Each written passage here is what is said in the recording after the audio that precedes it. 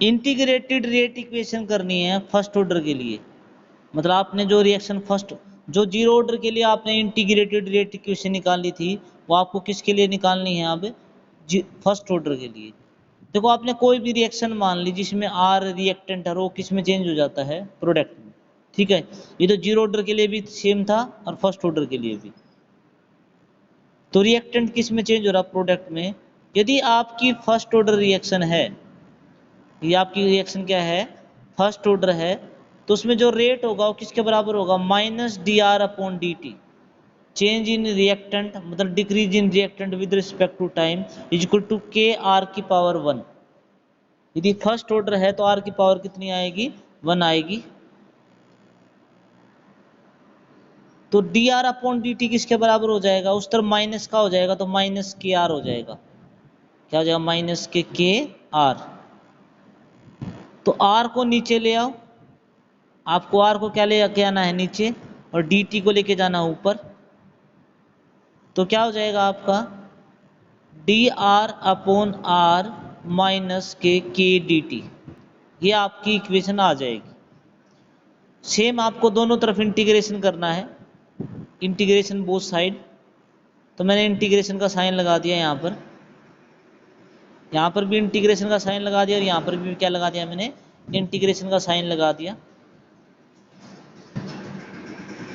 1 upon are का integration क्या होगा, एल एन आर। जो 1 अपॉन आर का इंटीग्रेशन क्या होगा आपका, L N R minus K D T का इंटीग्रेशन टी प्लस आई क्या आ जाएगा, constant.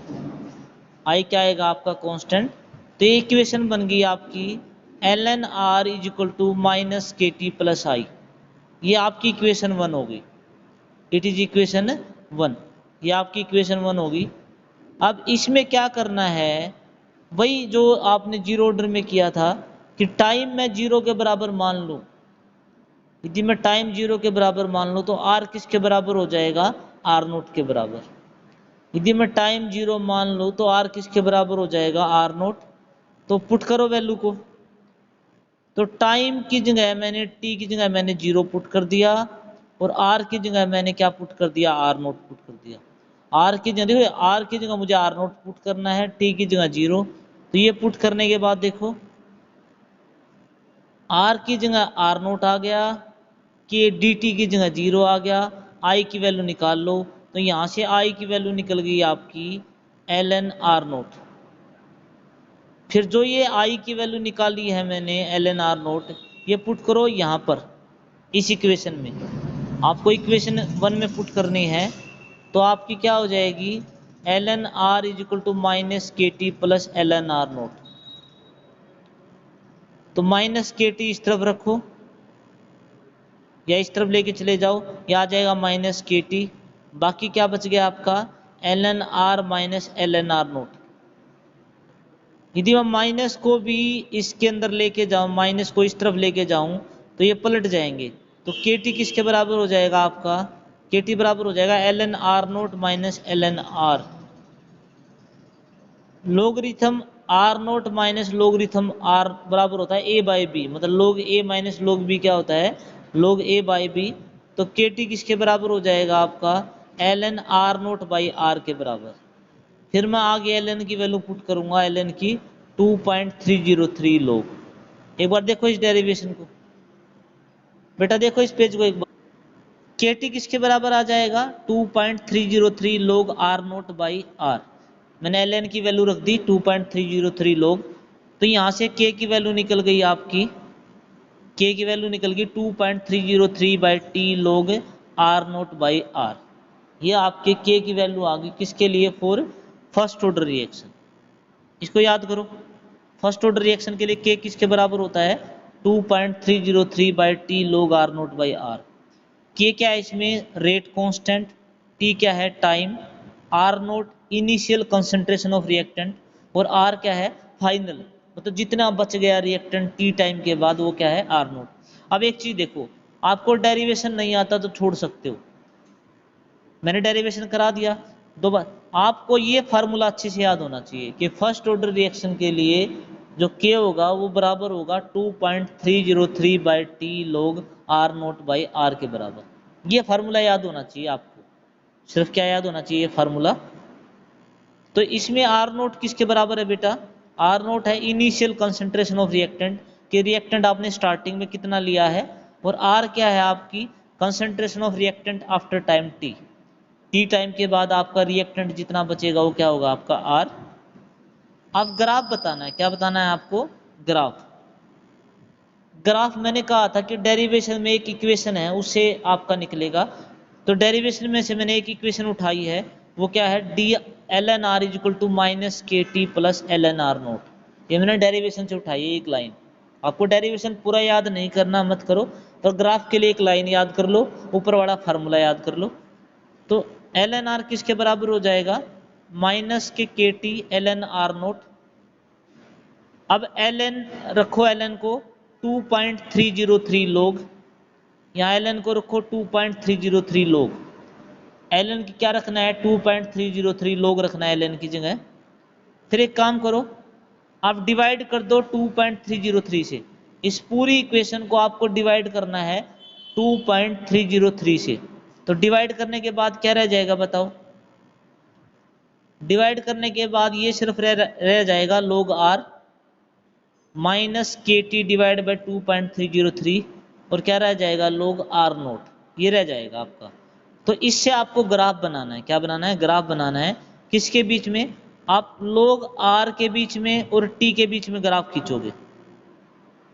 You will plot a graph between log r and t, आप एक ग्राफ खींचोगे, स्लोप आएगा आपका माइनस के डिवाइड बाई 2.303, ये आएगा स्लोप माइनस का, तो ये आपका स्लोप आ गया, माइनस का मतलब नीचे की तरफ, स्लोप कितना होगा माइनस 2.303।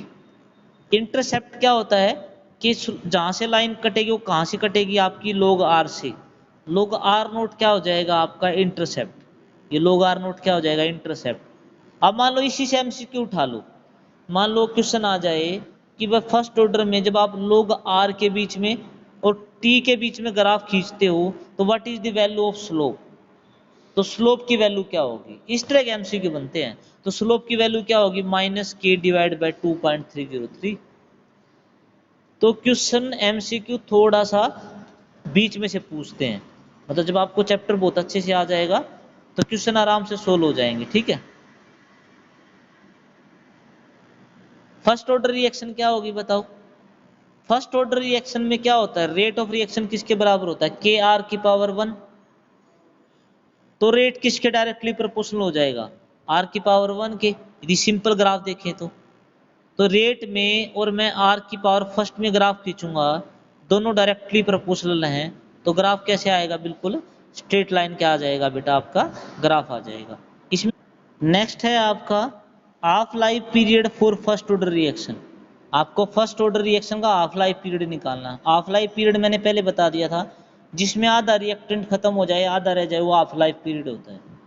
तो हाफ लाइफ पीरियड जब आप निकालते हो तो के किसके बराबर आता है 2.303 by T log r note by r, ये होता है के की वैल्यू फर्स्ट ऑर्डर के लिए, अभी याद कराई थी कि फर्स्ट ऑर्डर के लिए के की वैल्यू क्या होती है बेटा 2.303 by T log r note by r। अब वैल्यू पुट करो, टी की जगह आपने मान लो टी ऑफ रख दिया, टी की जगह क्या रख दिया, हाफ लाइफ पीरियड निकालो तो टी की जगह क्या रखोगे टी ऑफ, तो आर की वैल्यू होगी आर नोट बाई 2, यदि टी ऑफ है तो आर किसके बराबर होगा आर नोट बाई 2, ये मैंने कल भी बता दिया था। तो वैल्यू पुट करो, टी की जगह मैंने क्या पुट कर दिया 1/2 log आर नोट, आर की जगह पुट कर दिया R nought by 2, R nought की जगह क्या पुट कर दिया मैंने आर नोट बाई 2।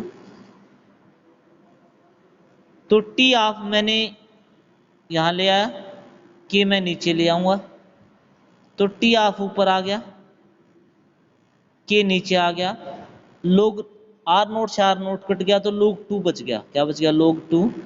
तो log 2 किसके बराबर आएगा, log 2 की वैल्यू होती है 0.301, तो मैं मल्टीप्लाई करता हूँ 2.303 को 0.301 से, तो टी ऑफ की जो वैल्यू आ जाएगी आपके टी ऑफ की वो आ जाएगी 0.693 बाई के। तो इस पे न्यूमेरिकल आते हैं बेटा, तो फर्स्ट ऑर्डर के लिए टी ऑफ किसके बराबर होता है 0.693/k। ये फार्मूला रट लो, याद करो बेटा इस फार्मूले को कि टी ऑफ किसके बराबर होता है 0.693/k। 0.693/k ये किसकी वैल्यू आ जाएगी आपके टी ऑफ की वैल्यू।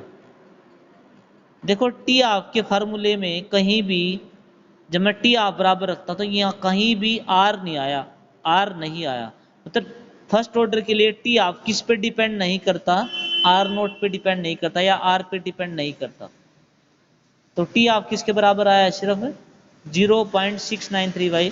तो टी ऑफ के बीच में और कंसंट्रेशन ऑफ रिएक्टेंट के बीच में यदि आप ग्राफ खींचो तो आपका ग्राफ कैसे आएगा, जब दो चीजें डिपेंड नहीं करती, ये दोनों डिपेंड नहीं करते तो ग्राफ कैसा आएगा, बिल्कुल पैरेलल आएगा इसके। तो ये ग्राफ था आपका। ग्राफ पूछ लेते हैं बेटा, ग्राफ देके ये पूछ लेंगे ये किस ऑर्डर के लिए है। एमसीक्यू कैसे आ सकता है, ये आपको ग्राफ दे देंगे, कंसंट्रेशन में टी ऑफ के बीच में ग्राफ ये आ गया, ये पूछेंगे किस ऑर्डर के लिए है।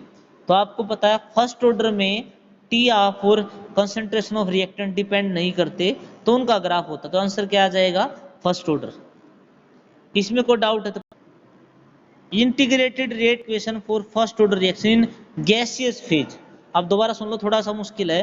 अब आपके रिएक्टेंट गैस फेज में है, किस फेज में है, गैस में। मतलब आप प्रेशर यूज करोगे, बाकी ये डेरिवेशन थोड़ा अलग है। तो देखो मान लो कोई भी आपने इक्वेशन मान ली जिसमें ए गैस स्टेट में आपका रिएक्टेंट, वो बी और सी में चेंज हो जाता है। लेट करो आपका रिएक्टेंट ए है जो गैस स्टेट में है, वो बी गैस स्टेट और सी गैस स्टेट में चेंज हो जाता है, ठीक है। तो लेट करो स्टार्टिंग में जो आपका प्रेशर था, इनिशियल प्रेशर मतलब T0, अब यहाँ पर कंसंट्रेशन नहीं आएगी, प्रेशर आएगा। जितनी गैस ज्यादा का मतलब प्रेशर उतना ज्यादा होगा। गैस को यहाँ किस में मेजर कर रहे हैं, प्रेशर में। तो इनिशियल प्रेशर गैस का कितना है, P0। P0 क्या दिखा रहा है, initial pressure of the gas.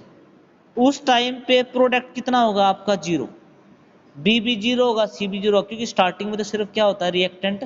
तो इनिशियल जो प्रेशर है रिएक्टेंट का वो कितना है P0, P0, ठीक है। अब रिएक्शन स्टार्ट हो गई, जैसे आपका रिएक्टेंट घटता है तो प्रेशर भी घटेगा जब रिएक्शन स्टार्ट हो जाएगी। मान लो जब आपका प्रेशर टी टाइम पे क्या हुआ, पी प्रेशर घट गया रिएक्टेंट साइड से, इतना प्रेशर घट के किस में चेंज हो गया, आपके प्रोडक्ट में। आपने 11th में पढ़ रखा ना इक्विलिब्रियम।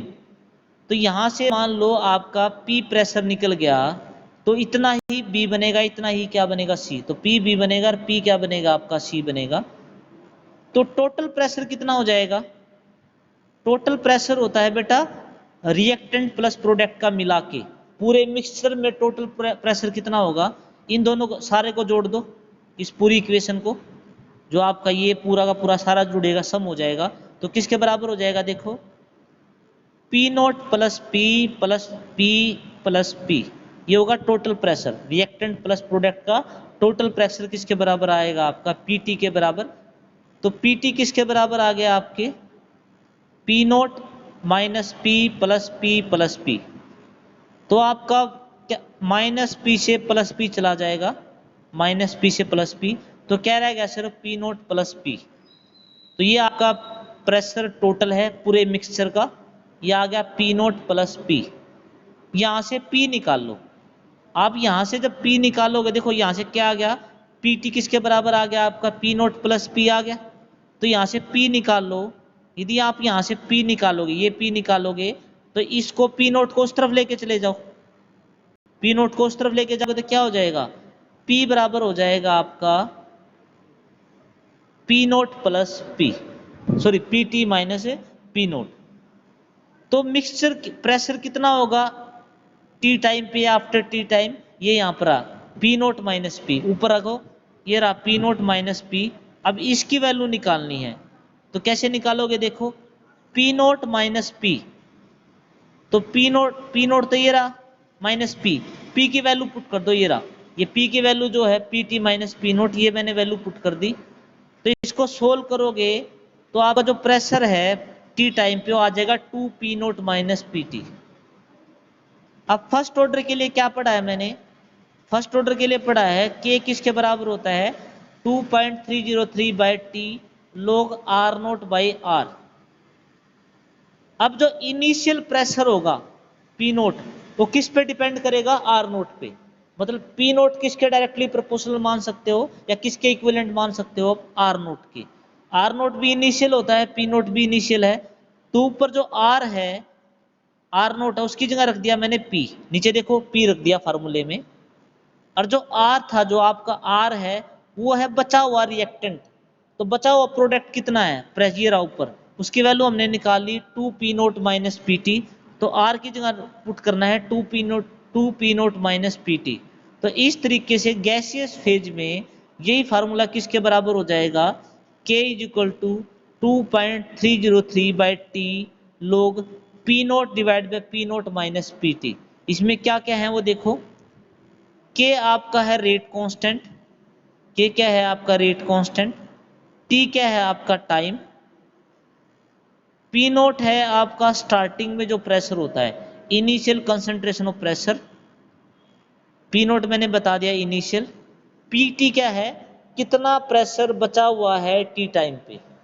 तो इस फार्मूले को भी आप याद कर लो, क्या पता कोई न्यूमेरिकल इस पे ही आ जाए, पर नॉर्मली नहीं आता, नॉर्मली उसी पे आता है, पर फार्मूला याद करो।